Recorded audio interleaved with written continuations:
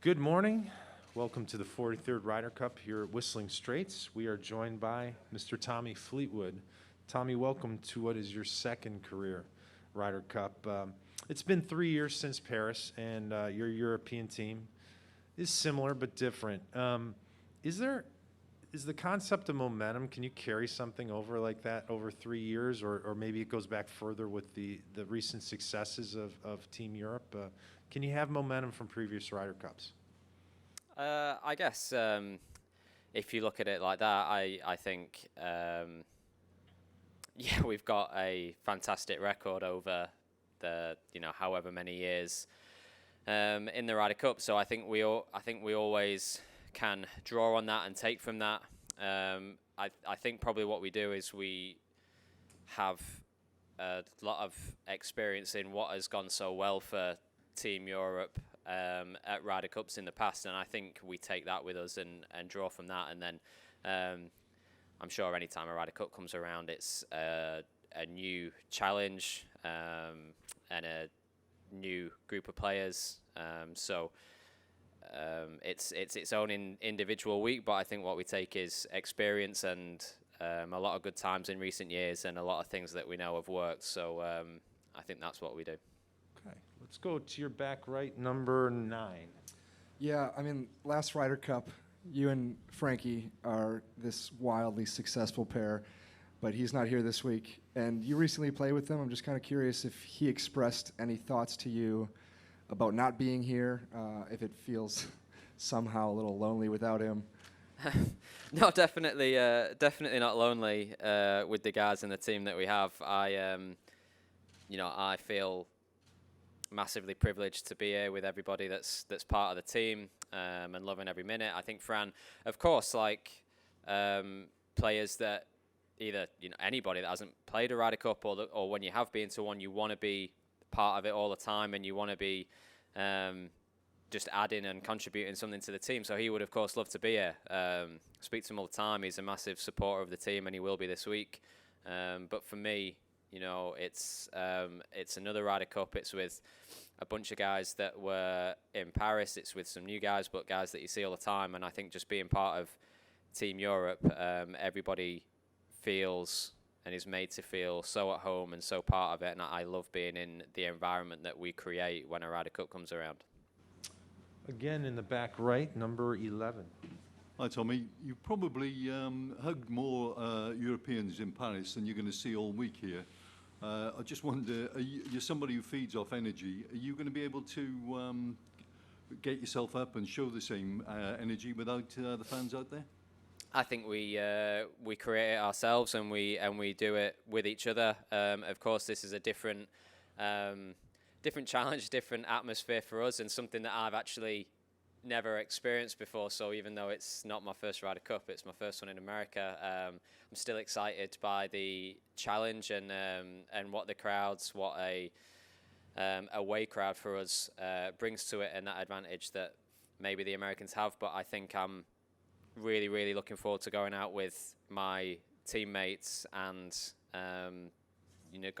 going and fighting for this Ryder Cup together and either pulling each other up or whatever it is that we need to do that. But I'm looking forward to going out there with the guys and just creating our own atmosphere.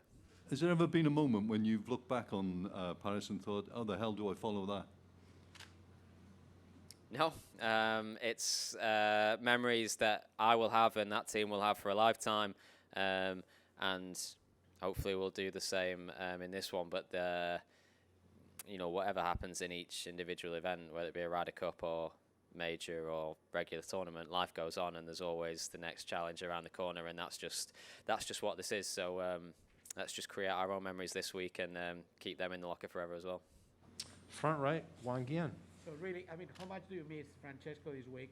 And then if there was a substitute for Moliwood this week, like a different version, would it be like Fitzpatrick Wood, Wisberger Wood?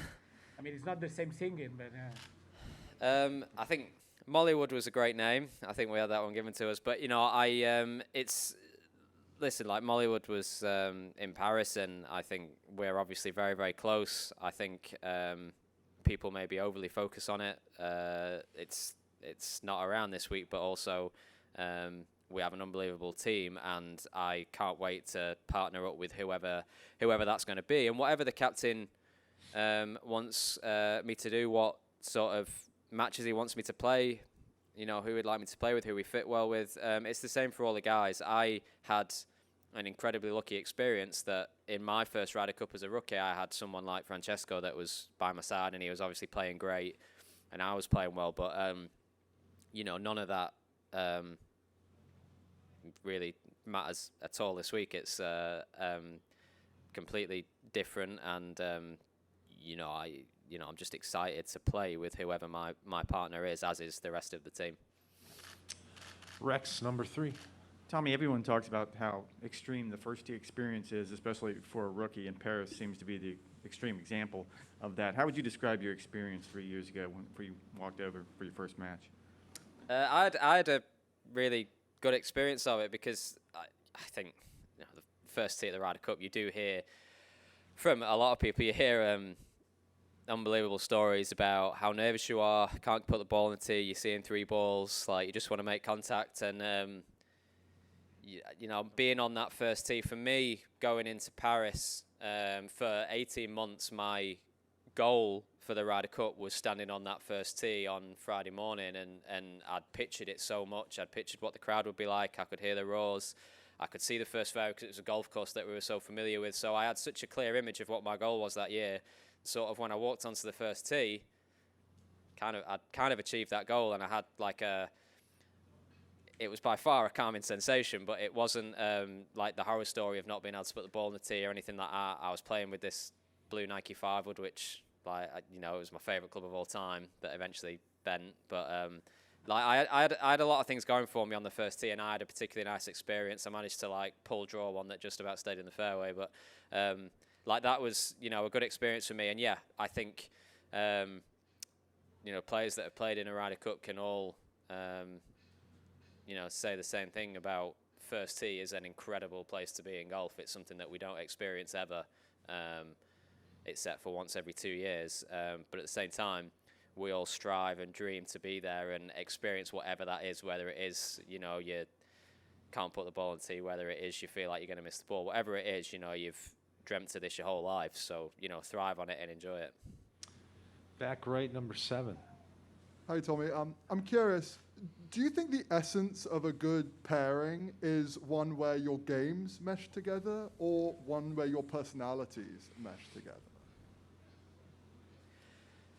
I think, what is the 24 players there, and I think the 24 are the best players in the world.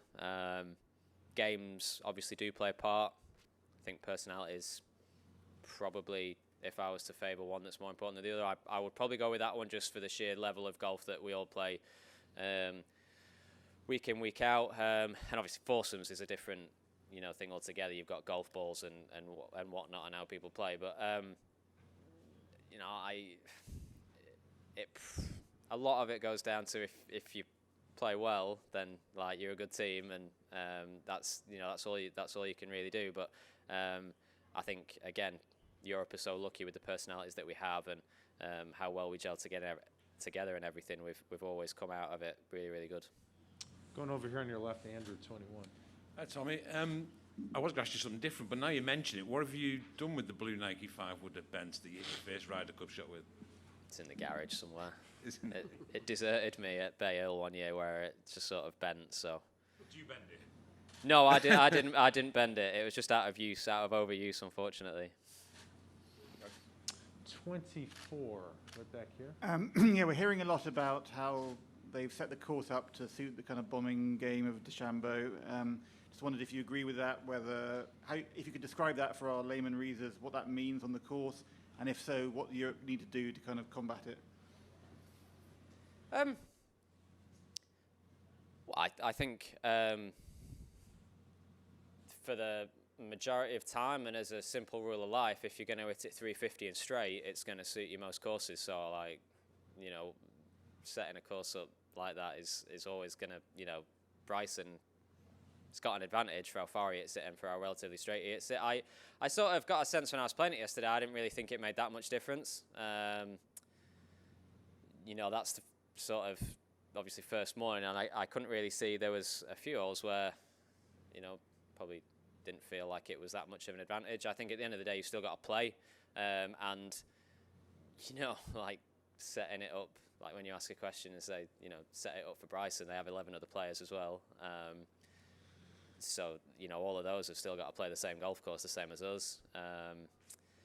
And I'm not really sure. I think on any given day, like everybody has to play and you have to play well. I think the wind is going to have a massive effect. We played it yesterday in one wind. Apparently it's a different wind on Friday. So we'll see. It's hard to judge from 9 holes of golf yesterday on the first day when you're sort of getting into it and getting everything ready and all of that. But we'll get a closer look today and see how that goes. But no matter how the course is set up for whoever, you still have to go out and play golf, and that's just what we'll all keep in mind. Doug Ferguson, 23. Tommy, it seems like we have 4 days of practice and pictures and team rooms, and then Friday morning hits and it goes so quick, warp speed almost. What are your recollections of that in your first Ryder Cup, and is it something you can even try to explain to the 3 first-timers you have? Yeah, the week goes quick, and for sure that there is so much more to do than anything we do on a regular basis. It's an incredible week. I think it's definitely it's difficult to. You have to be mindful of it's difficult to find a rhythm a lot of the time with the amount that's going on and what you have to do and if you kind of have that in mind and know that, not be too hard on yourself out on the golf course on practice days, get your stuff done and work into Friday, because Friday, Saturday, Sunday is what matters in the week. And I think, as soon as the week starts, it goes very, very quickly. And, the pressure in the atmosphere lasts from the first tee all the way to the last on Sunday, which is unlike, anything else that we get as well. So we have amazing rookies in our team, as the USA, and I think for our rookies, we're not lacking in experience or winning tournaments or handling big moments. So the Ryder Cup's different, but I think the guys definitely seem very comfortable in the team room. They seem good at the golf course and everything. I think they're going to be great. Did you find it hard to go to sleep at night because the buzz, the adrenaline was so great, or were you so exhausted you were out quick? Even each other out, I think. I'm always like the first one to bed anyway, I think, so I'm always fine with that. Right back here, number 20. Hi, Tommy. For a long time in this event, Tiger Woods would have been the scalp that every European would have wanted. He's not here, obviously, this time. Who would be the American you'd most like to defeat this week? Don't really care. Just whoever. If I don't beat anybody in the team wins, then great. If I beat everybody in the team wins, then great. All we want to concentrate on is getting the points for Europe and then celebrating and moving on and having that. So we just want to go out and play, and whoever your opponents are, they're going to be 12 of the best players in the world, and you're just going to go out and have to play your game and hopefully get the points that we need. Last question, very quick, 10. Morning, Tommy. You're hugely popular wherever you go, and probably one of the most popular European players with American fans. Thanks. Have you ever experienced being heckled or the crowd rooting against you? Not very often. No, I think this is a very, very different experience. And like I say, this is my first Ryder Cup in America, and I have not, I don't have the experience of previous Ryder Cups where. And the away fans, they're all just part of the Ryder Cup. That's what it is. That's what makes the event so special. That's what makes it great. I've of course spoke to the guys, the experienced guys that have played a few, and you have to thrive off that atmosphere and play your game and enjoy it in a way. And that's I'm looking forward to seeing what it's like. I'm looking forward to getting stuck in and. Whatever happens, it's all just part of the Ryder Cup, and happy to be here and happy to be competing for Team Europe. I thought you might say Sunday in Portrush, but I'm glad you didn't. I don't remember that day. All right, Tommy, thank you for the time. Have a great day and a great stay. Thank you.